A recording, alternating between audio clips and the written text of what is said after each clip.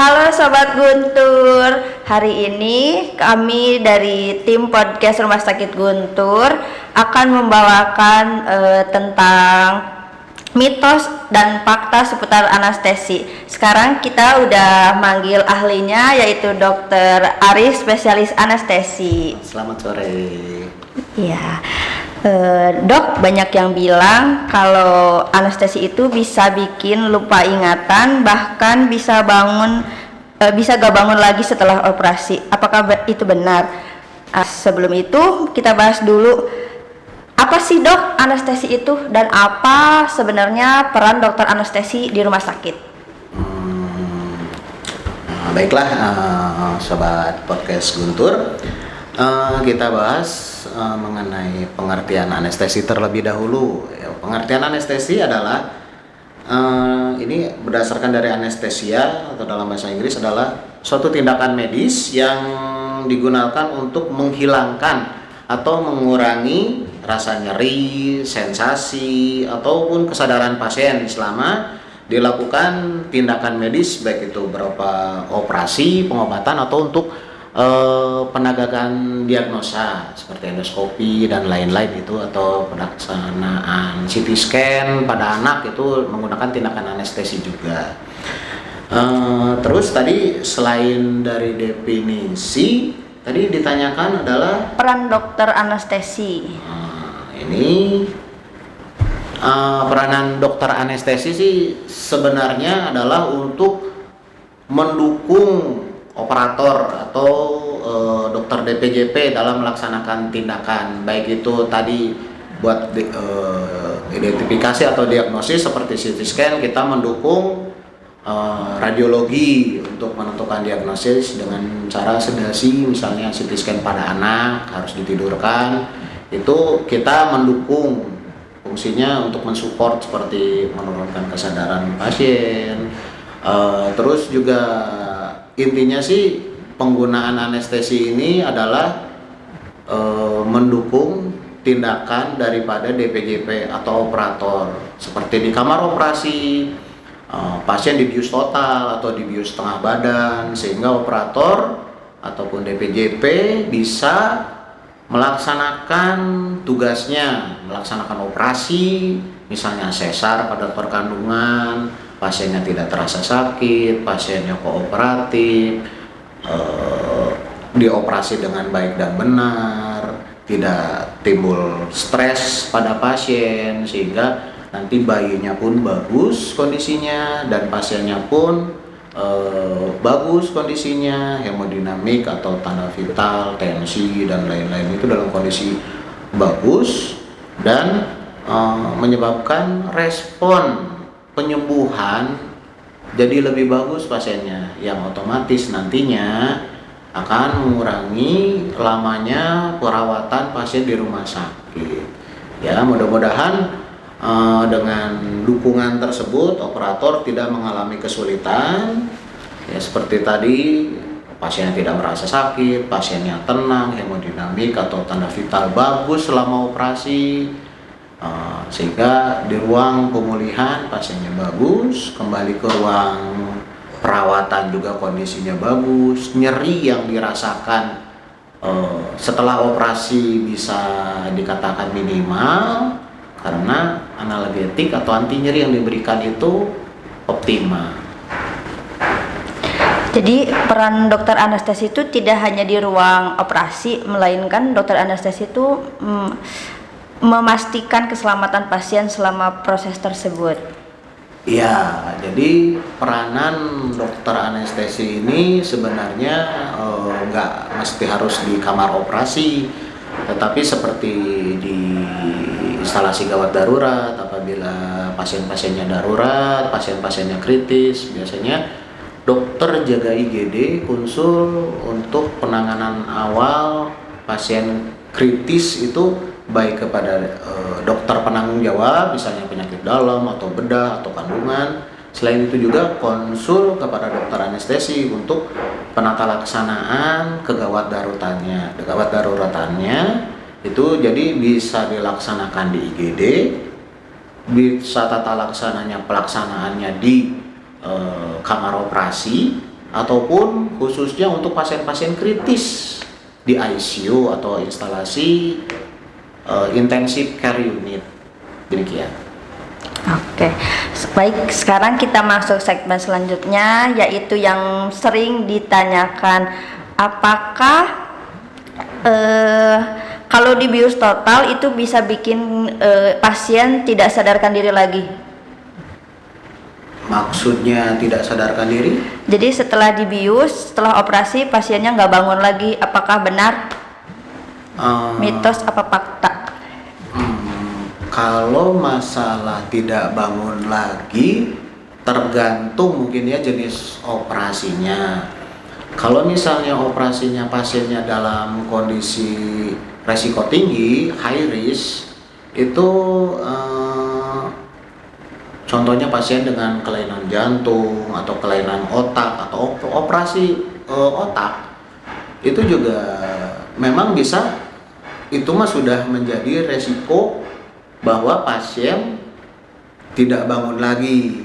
Tapi itu dari berbagai sebab, bukan hanya dari obat anestesi, tapi mungkin karena resiko dari tindakannya pun menyebabkan penurunan kesadaran atau bahkan tadi sampaikan tidak bangun lagi. Sehingga biasanya pada saat sebelum dilakukan operasi, seorang dokter anestesi melakukan inform consent, baik itu kepada pasien ataupun kepada keluarga, diberikan penjelasan khususnya terhadap prosedur anestesi dan kemungkinan ruangan pasca operasinya. Biasanya kalau operasinya aman dan lancar ataupun operasinya bisa dikatakan operasi yang resikonya ringan, pasien bisa kembali ke ruangan perawatan sebelumnya. Tetapi kalau tadi pasiennya dengan resiko tinggi atau operasi-operasi yang menyebabkan perdarahan ataupun memang operasi yang mempengaruhi kesadaran pasca operasinya, nanti ruangan pasca operasinya itu ke intensive care atau ICU. Nah di situ kadang-kadang ada pengaruh obat yang kita sengaja bikin pasien tidur. Jadi pasien memang di kondisi di knockdown atau ditidur, dikontrol nafasnya dan sebagainya, sehingga pasien dalam kondisi fisiologis yang bagus agar pembengkakan di daerah operasi khususnya di otak tidak terjadi, sehingga pasien pada saat dibangunkan otaknya tidak bengkak, insya Allah dokternya bangun. Tetapi itu juga tidak menutup kemungkinan pasiennya pada saat operasi otaknya bengkak, perdarahannya banyak, menyebabkan tekanan di daerah kepala atau di daerah otaknya, menyebabkan pasien memang susah bangun karena pengaruh dari tindakannya, meskipun obat tidurnya sudah kita stop. Demikian. Oke, baik. Berarti mitos ya, Dok? Bisa dikatakan mitos, tapi ya tadi itu tergantung daripada operasinya. Untuk operasi-operasi ringan seharusnya sih pasiennya kembali bangun. Tetapi untuk saat ini karena tuntutan hukum, berbagai kejadian masalah operasi atau pasca operasi terjadi beberapa miskomunikasi, sehingga alangkah baiknya kita sesuaikan dengan prosedur prosedur anestesi yang ada. Kita sampaikan juga kepada keluarga maupun kepada pasien resiko paling kecil sampai risiko paling besar, sehingga pasien dan keluarga bisa paham terhadap resiko apa yang akan nanti dialami pasien pasca operasi atau setelah operasi. Oke, untuk pertanyaan yang kedua, apakah anestesi itu bisa membuat hilang ingatan atau jadi bodoh? Jadi bodoh agak bingung ya. Seharusnya sih enggak ya. Tetapi untuk hilang ingatan khususnya terjadi pada pembiusan secara total atau kita dibius total. Memang pasiennya ditidurkan, jadi mengalami amnesia anterograd. Jadi pasiennya hanya mengalami kehilangan ingatan pada saat tindakan operasi. Tetapi untuk sebelum ingatan-ingatan sebelum operasi itu masih tetap ada, dan kemungkinan akan kembali pulih sekitar beberapa jam, bahkan sampai 1 hari full baru dia kesadarannya pulih sempurna. Oke, berarti untuk hilang ingatannya itu pada saat operasi saja. Oke, untuk selanjutnya, untuk pembiusan setengah badan, apakah benar bisa bikin lumpuh?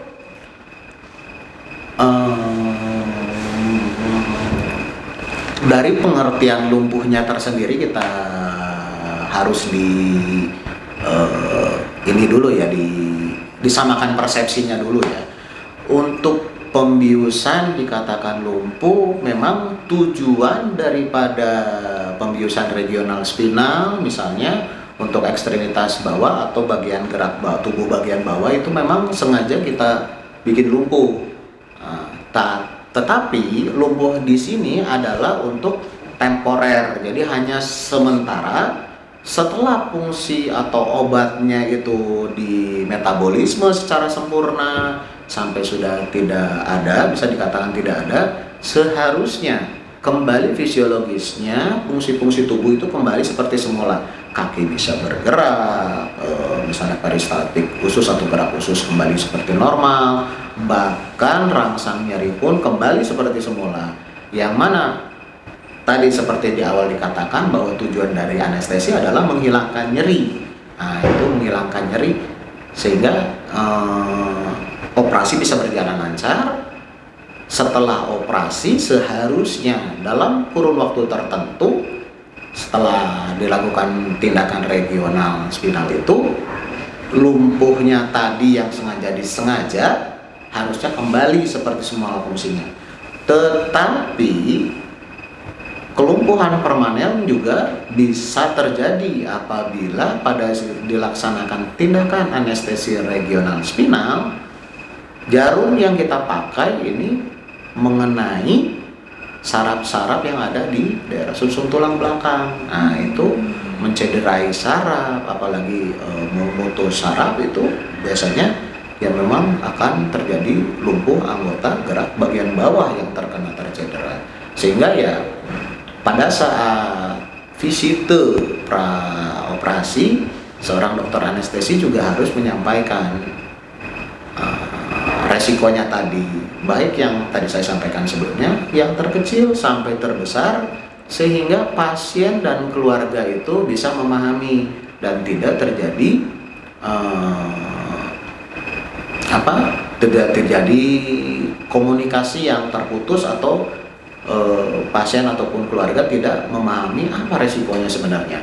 Memang dilema pada saat kita sampaikan seperti itu, bisa-bisa juga operasi batal, tetapi kembali lagi tujuan kita melaksanakan operasi adalah menghilangkan penyakit misalnya, dan itu resikonya jangan sampai pasien ataupun keluarga tidak memahami ada ternyata resiko yang harus dihadapi oleh pasien.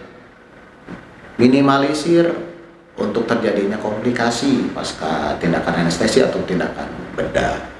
Intinya setelah komunikasi, pasien paham, sadar resikonya apa, dan tidak ada pertanyaan kembali, ya kita laksanakan anestesi. Demikian. Oke, baik. Sebelum kita tutup, mungkin dokter bisa kasih tips singkat untuk para pendengar yang akan menjalani operasi dengan anestesi. Mungkin kita laksanakan tindakan anestesi itu sesuai dengan prosedur yang sudah ada di rumah sakit tertentu, misalnya yang seperti harus puasa, makanan berat, ataupun kopi dan lain-lain, misalnya 6 jam. Ya kalau memang dikatakan demikian ya harus dipuasakan. Terus cairan, kondisi kan pasien puasa itu kan pasti kekurangan cairan, perlu ada hidrasi.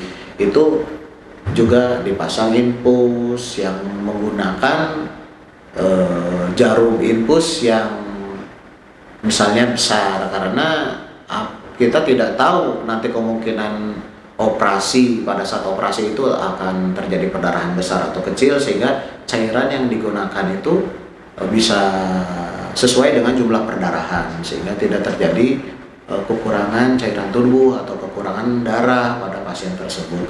Jadi puasa terlebih dahulu, kekurangan cairan tidak boleh. Terus mungkin yang sering dilewatkan pada pasien itulah kebersihan badan. Seharusnya pasien-pasien sebelum operasi mungkin harus disarankan mandi terlebih dahulu. Nanti untuk mengurangi terjadinya resiko infeksi pasca operasi, karena yaitu tadi kalau sudah dibersihkan dengan mandi, memang sebelum operasi pun pasti dibersihkan dengan alkohol dan sebagainya, tetapi akan dipastikan lebih bersih lagi apabila pasien sebelum berangkat ke kamar operasi mandi terlebih dahulu menggunakan sabun dan sebagainya. Demikian. Oke, terima kasih banyak Dok atas penjelasan yang sangat informatif ini. Semoga setelah mendengarkan ini para pasien yang akan operasi tidak takut lagi di anestesi. Sampai jumpa di podcast Guntur hari ini. Tetap jaga kesehatan dan ingat, sehat mulai dari pengetahuan. Dadah.